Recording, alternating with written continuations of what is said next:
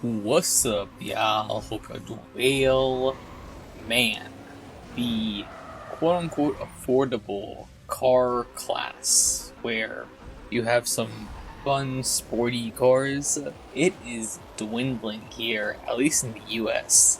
So if you haven't heard the news, Honda is temporarily suspending sales of the Civic Si and the Integra A-Spec 6-speed manual due to EPA regulations. Now, hopefully, this really is just a stopgap sale where maybe it'll come back end of next year or 2028. But that's just rough, man.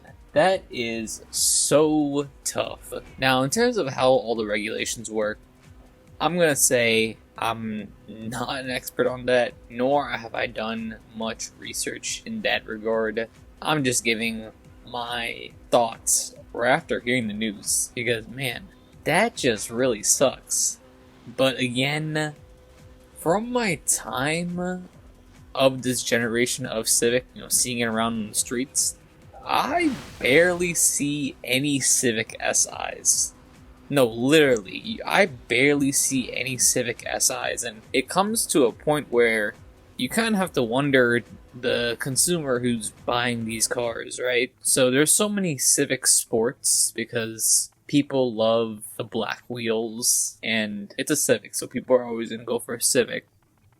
You got the Civic Hybrid, which, it's a hybrid, so people are going to be jumping on that. So I always see the Civic Sport, the Civic Hybrid, and the Type R. Yes, I have seen quite a few Type Rs in my area, which makes sense because it's a Type R. People are like, man, I want performance cars. I'm in the Northeast, so even seeing cars like a M3 is pretty common. Don't know how these people are doing it, but man, I hope y'all are not mortgaging your future for one. That's all I'm saying. So it goes to a point where does the Civic Si lie? Because, yes, it's supposed to be better than a normal Civic. More sporty, more driver-focused, but it's not that fast compared to a Type R. Or, I've actually seen more Integra Type S's than a Civic Si, which is just, that is crazy to see, because the fact that the Integra Type S is a lot more rare than the Civic Type R, because Civic Type R just has that more mainstream name to it. Come on, let's be real. Most of the people who buy these cars are just buying it just because it has the name.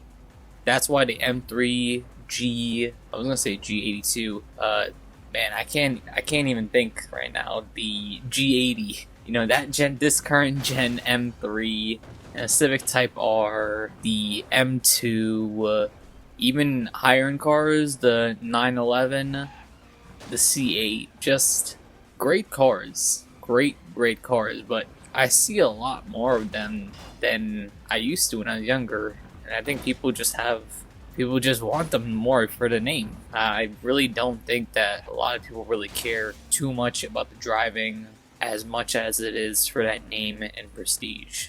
That's my opinion on that. Going back to the Civic Si, yeah, makes you wonder, what's the market for that? Because a lot of people complain about the power, which is 200 horsepower, but we gotta be for real. For a standard commuter car, 200 is more than enough. It really is. Now, I don't know how things are gonna be as time goes on, simply because of the fact that a lot of new cars I've been seeing, especially, with EVs and hybrids going on, they are pushing past 200. There's a lot more cars pushing past 200 compared to 5-6 years ago. But apart from needing the low-end power to pass on the highway, there is honestly no need to be exceeding 200, 250 horsepower for a regular commuter car. That's, from my experience, now, the only fast car I've driven, and fast is subjective, is the Infiniti Q50. So that had 300, and I thought that was crazy to drive. I was like, man, this is too much for everyday use for me. But I do have, for example, a buddy. He has a 4 Series that's pushing out 450 wheel, and for him, he's normal. He's used to it, But so everyone's different on how they can really use the power. So my idea of 200 horsepower being enough really comes from the fact that, yeah, I'm not really a fast driver. And why would I be a fast driver if I have a CX-5 pushing out 187 horsepower? That makes zero sense. So already when you get a car like the Civic Si, where there's already a niche for it, of an enthusiast wanting the car, because it's the manual as well.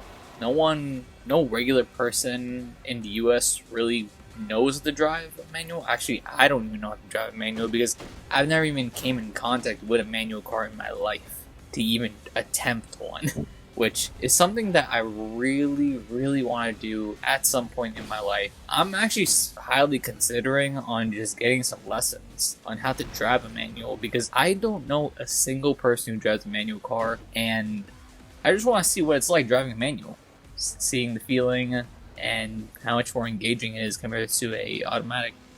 So you got most people wanting an automatic over a manual, and this car's niche becomes even smaller, and then it only has 200 horsepower, so then you're just like, well, that's too low of power. And also it looks too regular of a car, which, looks do matter, and the person who's buying it is more interested in having the car be a little flashy.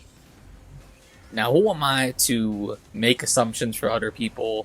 I'm literally nobody. I'm just rambling on and on and on how I feel about the Civic Si just no longer being here for next year at least. And I think everything I said does resonate as to why the car doesn't have a push for it to still be on sale, because even Honda recognizes that people are just going to try buying the Type R. And on top of that too, dealerships, I've been to a few Honda dealerships, they still be marking up the SI to almost 40K, which is ridiculous. Buying a Civic like that for 40K? Absolutely not. And that's another thing too. What's the point of buying a new car if you're going to be so priced out of it? And that's the issue with a lot of these new cars that are no longer going to be there, because an average folk should not be buying a car that would have been closer to luxury car prices 10-15 years ago. But the salaries really haven't risen up to